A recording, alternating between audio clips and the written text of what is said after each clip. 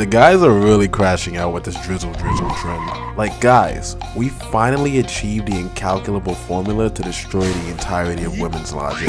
Perhaps the story of Medusa and Perseus was the answer all along to win the battle of the sexes. Because after all, women hate their own reflections. Why do you think there's a booming multi-billion-dollar industry to hide women's faces? Okay, this is traversing towards the point of no return, but not because of what I said, it's because of the word incel.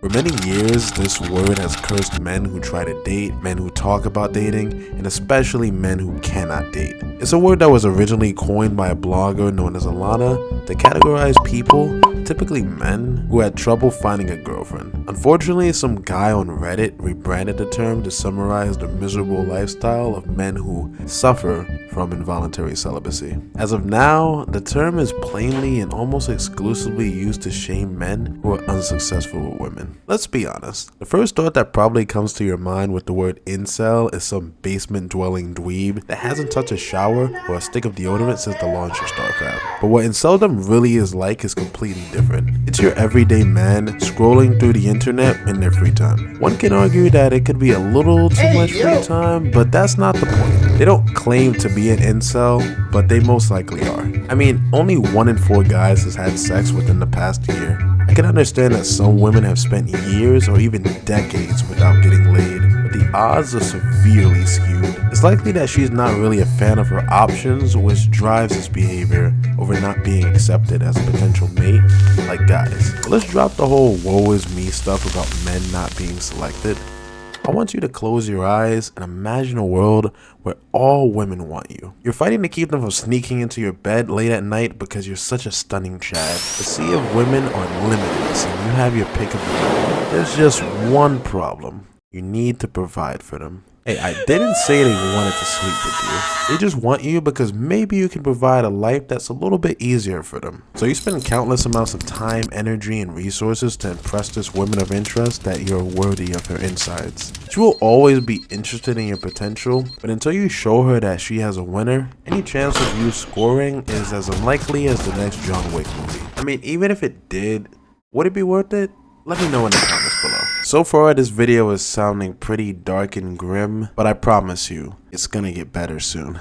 So we're snapping back into the reality that is dating for guys. There is so much to unpack about modern dating that an entire encyclopedia could be made of the issue. Thankfully, I'm not that smart, so we're just gonna cut to the chase. What men bring to the table. If anyone here watching this has the following: a car, stable income, a house or apartment, food, is in shape, intelligent, well-dressed, proper hygiene, has hobbies, or are in school, you're likely doing better than a large portion of the human population. It'd even be fair to say that if you have more than 5 of these things going on in your life, you're better than the average girl. The most common thing a girl will bring to the table is hygiene, being well dressed, and maybe going to school. However, if we stray further than this, it's most likely just TikTok, ick list, buying stuff they can't afford, spending other people's money, student loans, crying of course, complaining about being single, and much, much more. And now, at long last, we're gonna talk about the topic of the century. In case you're living under a rock like Patrick Star, girls are being trolled by men using their own talking points. It's so bad because not only do they think that men are serious, they further double down on all the manipulative, condescending, childish shaming tactics that burrowed them into the situation in the first place. Like saying, I choose to be in the woods with a bear over men, which, by the way, is total and utter bullshit. But that's for another video. So boys, after decades worth of trends to belittle, shame, and demoralize the existence of men, we finally got one that not only can we unify with and prove to women how illogical their standards are, we can, in the end of it all, have a good laugh at it. Smile in joy as we continue to eat this metaphorical ice cream. Just as the ladies say, they thought they ate. It seemed infallible to believe that for once, we actually ate. Sadly, us men understand that too much dessert is bad for us. Plus, we still want to look good for the ladies. So let's put our spoons down and bring out the main course. It's time to pick up our knives and forks to salvage whatever room we have left from this banquet and finally dig into the entire point of this video. The darker side of Drizzle Drizzle is what comes before it, Sparkle Sparkle. A trend found by the TikToker 4B designed to convince women that it's okay to manipulate men out of their resources. The pain, sadness, and frustration from those women's past has come raining down on men that have nothing to do with their romantic life in full force. If you're broke, just say that. It's giving, gaslighting. It's the "for me," and several other phrases heavily used by these women, further cementing the delusion and vindictiveness of scorned women. It is akin to the incel title that most men are portrayed as, and if you ever decided to have an opinion that is not overwhelmingly positive for women, you will be labeled as such. As to not tarnish the official definition of the word incel, I will be using a new term to describe the absolute delusional standards, pop culture, and overall childish nature in women's behavior. That term is socially inept. Instead of giving you a proper English definition of the word, I'm gonna go ahead and give you a visual representation of what that looks like. With words, of course, cause I'm such a descriptive writer. Take Mary, a 5'3" brunette with the body of a German runway model, however you'd imagine that. She's having a drink and a guy grabs her by the arm. She tells him to stop and is afraid for her life. Suddenly, a group of unidentified men swoop in and completely pummel this man to the ground. Our damsel in distress is now safe from another nighttime creep. Now let's flip it with the girl grabbing the guy and the man is scared for his life. Everyone would think of this as quality entertainment. Pretty obvious ending there if you're a guy. Except, I didn't explain to you the whole situation. The girl who got pulled away from the bar against her will actually just cheated on her boyfriend, making out with another guy on the dance floor while he went to get drinks. He only knew about it when the guy she made out with saw them together and decided to tell him the truth. Even though she was in the wrong and clearly unjustified in her reaction to this guy's anger, society will still back her up regardless of the story behind it. And the worst part of it all, she knows. She knows that unless there's undeniable proof of her wrongdoings, if she's attractive and seemingly helpless, no one can really hurt her for doing anything, while the people who do will have the worst done unto them, like our friend here. Women understand that they have social power over the world, along with the gateway to sex. This allows her to be the worst version of herself, yet still have a shot with Prince Charming. Men are so desperate for sex that women offer, they will become lesser versions of themselves to impress, entertain, and possibly screw her at the end of tolerating her insufferable personality. Why do you think the phrase "she's crazy but she's hot" was made from? I don't really have to explain the consequences of being socially inept as a man,